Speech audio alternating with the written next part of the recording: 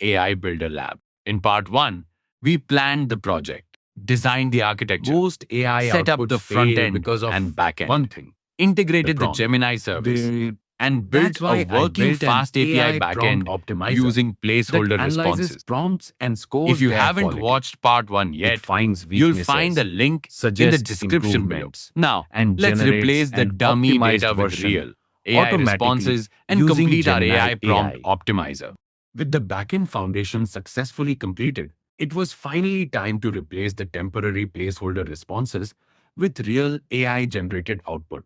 Until this point, the API was returning static data simply to verify that the request flow was working correctly. Although that confirmed the backend architecture was stable, it wasn't providing any real intelligence. The next milestone was integrating Gemini so the application could analyze prompts dynamically and generate meaningful responses. Instead of placing the AI logic directly inside the API endpoint, I kept it inside a dedicated service layer. Separating responsibilities like this makes the code easier to understand, maintain, and extend in the future. The API endpoint only receives the request and returns the response, while the Gemini service handles all communication with the language model. This structure follows a common backend design pattern that keeps applications scalable as new features are added. The next challenge was designing the prompt that would be sent to Gemini. Simply asking an AI model to improve a prompt usually produces inconsistent results because the response format changes depending on the input. Instead, I designed a detailed system prompt that instructs Gemini to evaluate several aspects of prompt quality, including clarity, context, specificity, constraints, output format, and creativity. I also requested practical suggestions along with an optimized version of the original prompt. More importantly, I instructed Gemini to return the response in a structured JSON format instead of plain text. Returning structured data makes it much easier for the front end to display information consistently and also allows the backend to validate the response before sending it to the client. This small design decision plays a huge role in making AI applications more reliable. After completing the service, I connected to the API endpoint so that every request would now be processed by Gemini instead of returning placeholder values. At this stage, the backend was finally capable of performing real prompt analysis rather than simply demonstrating the request flow. With everything connected, it was time to test the endpoint again. Fast API's interactive documentation makes this process incredibly convenient because it allows API requests to be tested directly from the browser without building the front end first. I entered a sample prompt, executed the request, and waited for the first real response from Gemini. Seeing the application generate its first AI-powered response was one of the most satisfying moments of the entire project. It confirmed that the backend, the Gemini integration, and the overall application architecture were all communicating successfully. While there was still plenty of work ahead, this marked the point where the project transformed from a backend prototype into a genuine AI application capable of understanding. And although the Gemini integration was working, the response wasn't immediately usable by the application. Instead of returning pure JSON, the model wrapped the response inside markdown code blocks. While this format looks great for humans reading text, it creates a problem for software because JSON parsers expect clean JSON without any additional formatting. As a result, the backend failed to parse the response correctly, and the request ended with a parsing error. To solve this, I added a pre-processing step that removes the markdown formatting before attempting to parse the response. Once the extra formatting was removed, the JSON could be parsed successfully and converted into a structured Python object. This was a small change in the code, but it made a huge difference in reliability. It also reinforced an important lesson when building AI applications. Always validate and clean model outputs before using them inside your application. After successfully parsing the JSON response, the next step was validating its structure. Even though Gemini generated the required information, AI responses can still vary unexpectedly. Instead of assuming every response would always be correct, I used Pydantic models to validate the data before returning it to the front end. This ensured that every field matched the expected format and immediately highlighted any missing or invalid values. Adding this validation layer, with the backend now returning validated AI responses, the next step was building a user interface that would allow anyone to interact with the application. I chose Next.js for the front end because it provides a modern React-based framework with an excellent developer experience and a clean project structure. Instead of building everything inside a single file, I organized the application into reusable components from the beginning. This approach keeps the codebase easier to maintain and makes adding new features much simpler as the project grows. The first component I created was the prompt input form. Since this is the primary interaction point for users, I wanted to keep the interface simple and distraction-free. Users only need to enter their prompt, review the character count, and submit it for analysis. I also added basic validation to prevent empty requests from being sent to the backend. Catching simple mistakes on the front end improves the overall user experience and avoids unnecessary API calls. Once the form was complete, I built a dedicated API service responsible for communicating with the FastAPI backend. Keeping network requests inside a separate service layer prevents business logic from being scattered throughout the user interface and makes the application easier to scale. If the backend API changes in the future, only the service layer needs to be updated instead of modifying multiple components. After connecting the front end to the back end, I implemented loading and error states. AI responses take a few seconds to generate, so providing visual feedback is important to let users know that their request is being processed. I also handle common scenarios such as network failures and unexpected server errors by displaying meaningful error messages instead of leaving the interface unresponsive.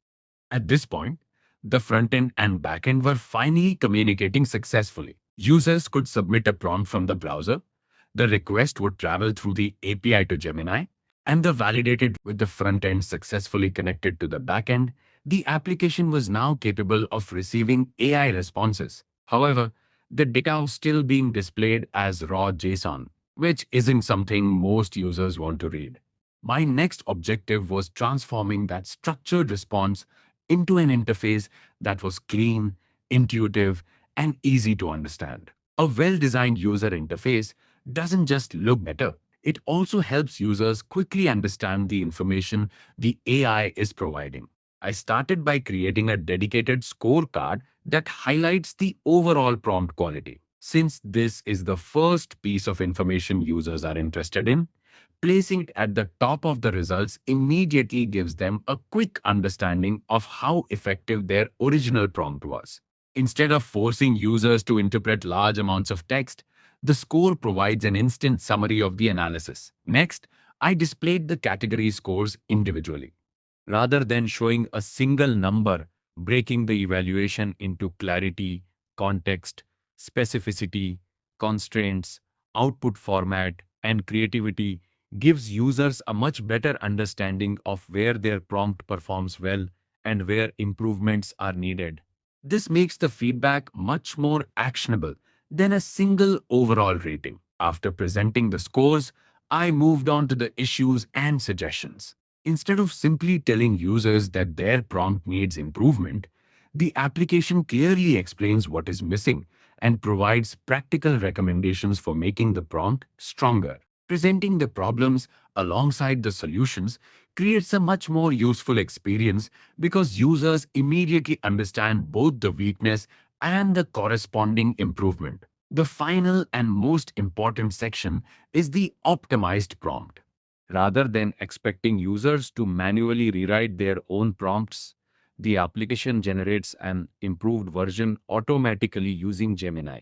To make this even more convenient, I added a copy button so users can instantly copy the optimized prompt and use it in their preferred AI tool without any additional editing. While building the interface, I also focused on maintaining a clean and consistent visual design.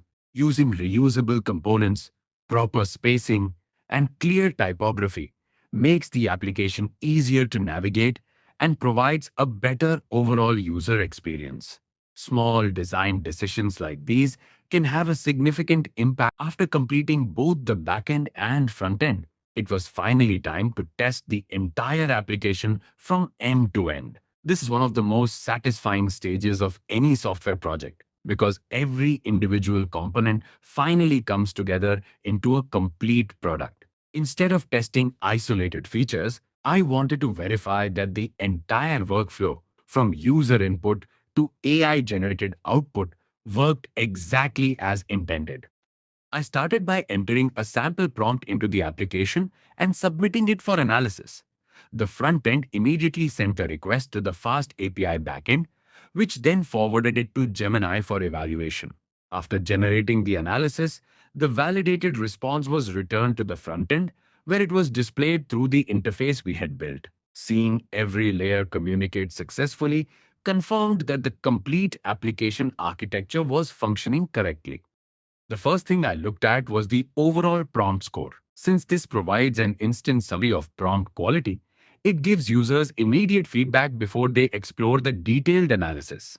From there, I reviewed the category scores to verify that each evaluation was displayed correctly and matched the information returned by the backend. Next, I checked the detected issues and improvement suggestions. One of the main goals of this project was not only identifying weaknesses, but also helping users understand how to improve their prompts. Reviewing these sections confirmed that the application was delivering practical feedback instead of simply assigning a numerical score. Finally, I tested the optimized prompt generated by Gemini. This is the core feature of the application because it transforms the user's original prompt into a stronger and more detailed version automatically. I also verified that the copy button worked correctly, allowing users to copy the improved prompt with a single click and immediately use it in their preferred AI tool.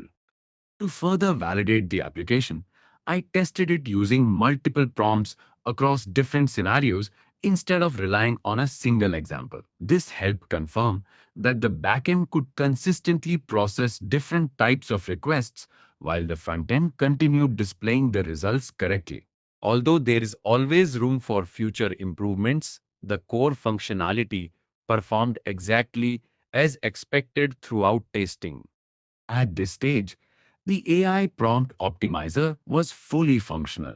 What started as a simple project idea had evolved into a complete full-stack AI application capable of analyzing prompts, providing structured feedback, and generating optimized versions automatically through an intuitive user interface. And that's how I built the AI prompt optimizer from scratch using FastAPI, Next.js, and Gemini AI. What started as a simple idea is now a complete full-stack AI application capable of analyzing prompts, identifying improvement areas, generating practical suggestions, and creating optimized prompts automatically. Throughout this project, we planned the architecture, built the backend, integrated Gemini, validated AI responses, developed the front end, designed the user interface, and finally brought everything together into a working application. If you'd like to explore the complete source code or build the project yourself, you'll find the GitHub repository linked in the description below. If you found this series helpful and want to learn more by building real-world AI projects from scratch, consider subscribing to AI Builder Lab. Thank you so much for watching.